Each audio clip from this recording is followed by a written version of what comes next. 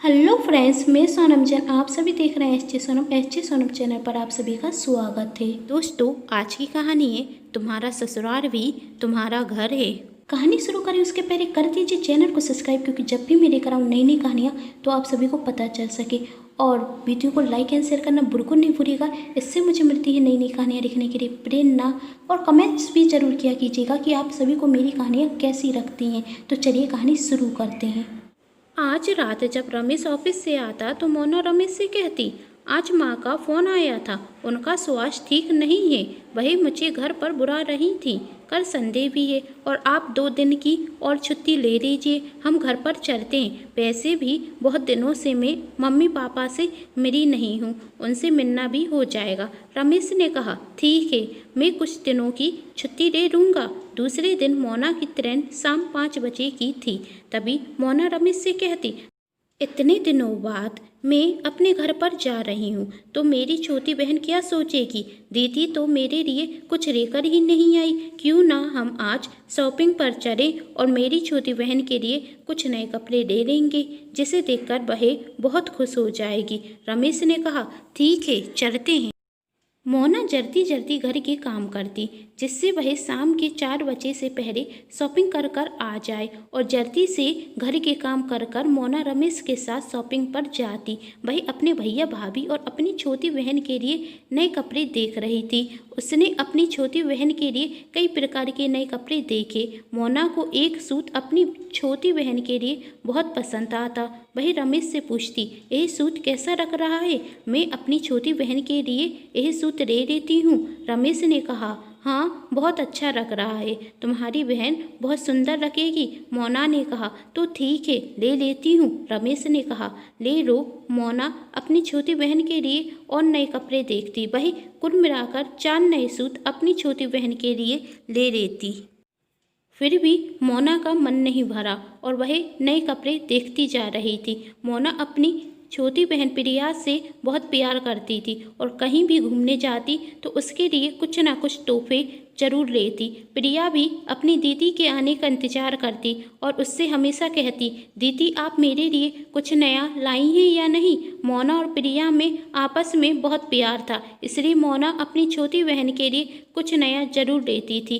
रमेश भी मोना को कभी मना नहीं करता था, क्योंकि वह जानता था इस सब में मोना को खुशी मिलती है और मोना की खुशी में रमेश की खुशी थी। वह जानता था कि मोना अपनी छोटी बहन से कितना प्यार करती है, और क्यों ना करे। बहनों का रिश्ता कुछ ऐसा ही होता है, जितना आपस में एक दूसरे से लड़ती हैं, प्यार भी उतना ही करती हैं। मोना जब अपनी छोटी बहन के लिए नई कुर्ती देख रही थी, तभी रमेश की नज़र एक ब्लू कलर की कुर्ती पर जाती है और रमेश दुकानदार से कहता, भैया वह ब्लू कलर की कुर्ती दिखाना। तभी मोना कहती, वह कुर्ती क्यों देख रहे हो? मेरी बहन को वह पसंद नहीं आएगी, उसे ब्लू कलर बिल्कुल भी पसंद नहीं। रमेश ने कहा, पता है मुझे, लेकिन वह कुर्ती मैं अपनी छोटी बहन रानी के लिए देख रहा हूँ। उसे ब्लू कलर बहुत पसंद थे और उस पर खिलता भी बहुत है। तभी मोना ने रमेश से हैरानी से कहा, रानी के लिए लेने की क्या ज़रूरत है? रमेश ने आश्चर्य से कहा, क्यों नहीं? जब मैं घर पर जाऊंगा तो मेरी बहन भी तो मुझसे पूछेगी, भैया आप क्या लेकर आए हैं मेरे लिए, और तब मैं क्या कहूँगा?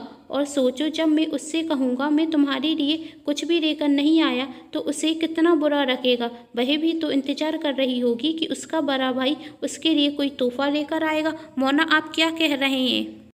मैं अपने मायके जा रही हूँ, आपके घर पर नहीं। रमेश तुम कैसी बातें कर रही हो? यदि मैं तुम्हारे मायके तक जाऊंगा तो क्या अपने घर पर नहीं जाऊंगा? आखिर कितना दूर है तुम्हारे मायके से मेरा घर? पास के गांव में ही तो है मेरा घर। रमेश ने गुस्से में कहा। मोना भी गुस्से में कहती, आपको तो हमेशा अपना ही परिवार दिखता है। मैं जब भी मायके जाने की बात करती हूँ तो आपको सबसे पहले अपने घर पर जाना होता है। मैं आपसे पहले कह देती हूँ कि आपको जाना है तो आप जाइए, लेकिन मुझे मजबूर बिल्कुल भी मत करना कि मैं आपके साथ आपके घर जाऊँ। 2 दिन की तो छुट्टी ली है आपने, उसमें भी मैं अपने ससुराल चली जाऊँ? रमेश ने कहा, जब मैं तुम्हारे साथ तुम्हारे मायके तक जा सकता हूँ तो तुम मेरे साथ मेरे घर पर क्यों नहीं जा सकती? और तुम भूल रही हो, वह घर सिर्फ मेरा नहीं तुम्हारा भी है। मोना ने कहा, मुझे आपके साथ कोई भी फालतू की बकवास नहीं करनी है। मैंने कह दिया कि मैं आपके साथ अपने ससुराल नहीं जाऊंगी। रमेश ने कहा, तुम्हें जो दिखाए तुम वही करना, लेकिन मैं तो अपने घर जरूर जाऊंगा। और वह दुकानदार से कहता, आप ब्लू कलर की कुर्ती दिखाइए। तभी मोना कहती, यदि तुम्हें अपनी बहन के लिए कुछ लेना है तो इतनी महंगी कुर्ती लेने की क्या ज़रूरत है। मेरे पास कुछ पुराने सूट रखे हुए हैं, उनमें से ही दे दूंगी। दे देना वही आप अपनी बहन को।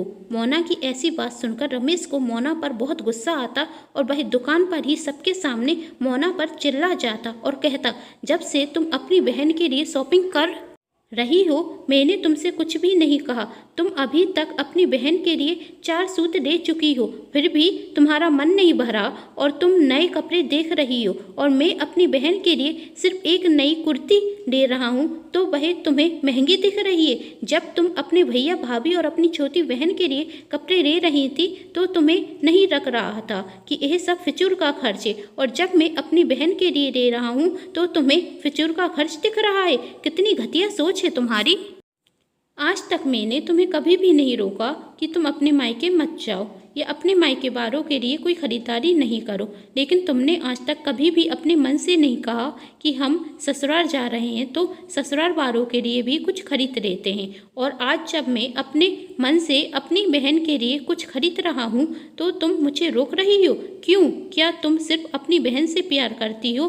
क्या मेरी छोटी बहन तुम्हारी बहन नहीं है? रमेश की बात सुनकर मोना के पास कुछ भी कहने को नहीं रह गया था और वही रमेश से कहती, अब शांत हो जाओ, सभी लोग देख रहे हैं हमें। रमेश चारों तरफ देखता और गुस्से में वहां से चला जाता है। घर पर आकर रमेश और मोना एक दूसरे से बात नहीं करते। दोनों ही अपना अपना सामान पैक करते और स्टेशन के लिए निकल जाते हैं। कुछ ही देर में उन दोनों की ट्रेन आती। रमेश और मोना उस ट्रेन में बैठ जाते हैं। पूरे रास्ते में भी रमेश और मोना ने आपस में बात नहीं की थी।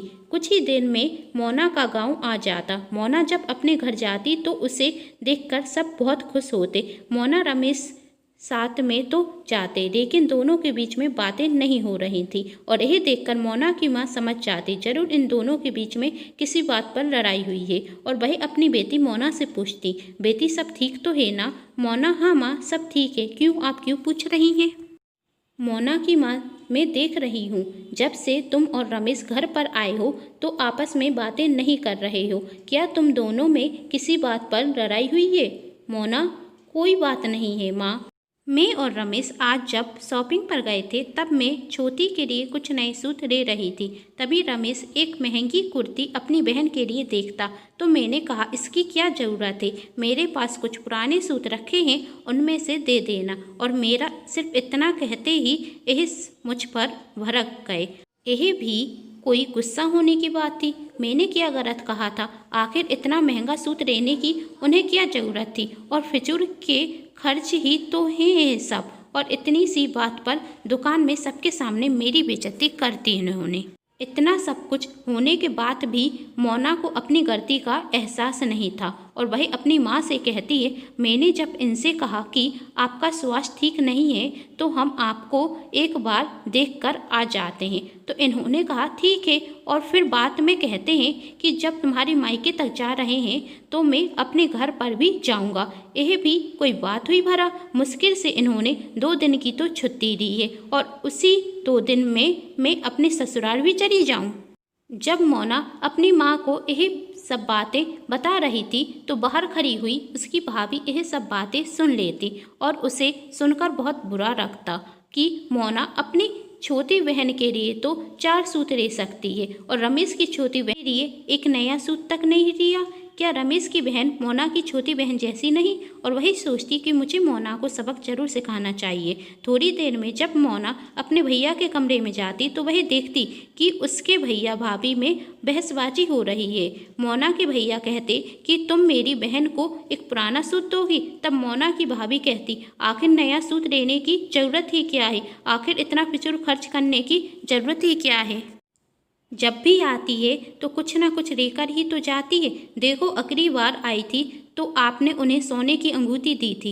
अब हर बार कुछ ना कुछ देना जरूरी है, पहले से ही इतने खर्च हैं। यदि इस बार मैं उन्हें यह सूट दे दूंगी तो क्या जाएगा, और कोई पुराना सूट नहीं है, और वैसे भी इतने दिनों से गोदरेज में रखा रखा बेकार ही तो हो रहा है, तो दीदी के काम में आ जाएगा। मोना को अपनी भाभी की ऐसी बातें सुनकर बहुत बुरा लगता और वह रोते हुए अपनी माँ के कमरे में चली जाती है और रोती रोती अपनी माँ से कहती, माँ देखो भाभी को अपने मायके के लिए तो शॉपिंग करती रहती हैं और मुझे एक पुराना सूट दे रही हैं। मैं तो शहर से भाभी के लिए नई साड़ी लेकर आई हूँ, और भैया ने जब भाभी से कहा कि मेरे लिए नए कपड़े खरीद लेते हैं तो कहती हैं क्या ज़रूरत है नए कपड़े खरीदने की, आखिर फिजूल खर्च करने की क्या ज़रूरत है। मेरी गोदरेज में एक सूट पड़ा हुआ है, वही मैं मोना को दे दूँगी, उनके काम में आ जाएगा। मैं क्या इतनी पुरानी सूट पहनूंगी। माँ आप भाभी से कुछ कहती क्यों नहीं। और भैया को भी देखो, भाभी की जिद के आगे हार गए, कहने लगे तुम्हें जो सही रखे वही करो, तुम्हें यह पुराना सूट देना है तो दे दो। तभी मोना की माँ ने कहा, आखिर तेरी भाभी ने गलत क्या कहा। माँ आपको भी भाभी की बात सही लग रही है, आप भी मुझे पुराना सूट देना चाहती हैं। क्या शादी के बाद में आपके लिए इतनी पढ़ाई हो गई कि आप भाभी को सही कह रही हैं। मोना की माँ ने कहा, जो तू अपनी ननंद के साथ कर रही है वही तो तेरी भाभी तेरे साथ कर रही है। तूने भी तो रमेश से कहा था कि तू अपनी ननंद रानी को पुराना सूट दे देगी, तो तेरी भाभी भी तुझे पुराना सूट दे रही है, आखिर गलत क्या कर रही है तेरी भाभी। मोना की माँ ने कहा। अपनी माँ की बातें सुनकर मोना को बहुत बुरा लगता और उसे अपनी गलती का एहसास होता, और वह अपनी माँ से कहती, माँ मुझसे गलती हो गई, मुझे माफ़ कर दो। मोना की माँ ने कहा, माफ़ी मांगनी है तो रमेश से मांगो, तुमने उसका कितना दिल दुखाया। उसने तुम्हारे एक बार के कहने पर छुट्टी ले ली और मुझे देखने के लिए शहर से गांव आ गया, और तुम कुछ दूर अपने ससुराल नहीं जा पा रही हो। बेटी शादी के बाद तेरा घर तेरा ससुराल ही है, फिर तेरा मायका। मोना कहती है, माँ मुझे आपकी सारी बातें समझ में आ गईं, और वही रमेश के पास जाकर कहती रमेश मुझसे गलती हो गई, मुझसे माफ़ कर दो, मैंने तुमसे जो कुछ भी कहा उसके लिए माफ़ी मांगती हूँ, और कल मैं तुम्हारे साथ अपने घर जरूर चलूँगी, आखिर मेरा ससुराल ही तो मेरा असली घर है। और यह 2 नए सूट मेरी प्यारी ननंद रानी के लिए, मैंने अपनी बहन के लिए 4 नए सूट लिए थे, उसमें से 2 सूट मैं अपनी प्यारी ननंद रानी को दे दूँगी और 2 सूट अपनी छोटी बहन प्रिया को दे दूँगी। रमेश मोना से कहता है, अब तुम्हें माफ़ी मांगने की कोई ज़रूरत नहीं, अब तुम समझ चुकी हो कि तुम्हारा ससुराल भी तुम्हारा घर है, तो माफ़ी मांगने की क्या जरूरत। दूसरे दिन मोना अपने पति रमेश के साथ जब अपने ससुराल के लिए जा रही थी, तभी मोना की भाभी 2 नई साड़ी लेकर मोना को देती और कहती, कल जो तुमने देखा वह सब एक नाटक था, तुम्हें सबक सिखाने के लिए। कल मैंने तुम्हारी और माँ जी की सारी बातें सुन ली थी, और मैंने तभी सोच लिया था कि तुम्हें इस बात का एहसास ज़रूर कराऊंगी कि तुमने कितना गलत किया, और कहती, तुम तो मेरी छोटी बहन जैसी हो, और मैं अपनी छोटी बहन को कभी पुराने कपड़े दूंगी, कभी भी नहीं, आज तक कभी मैंने ऐसा किया है क्या।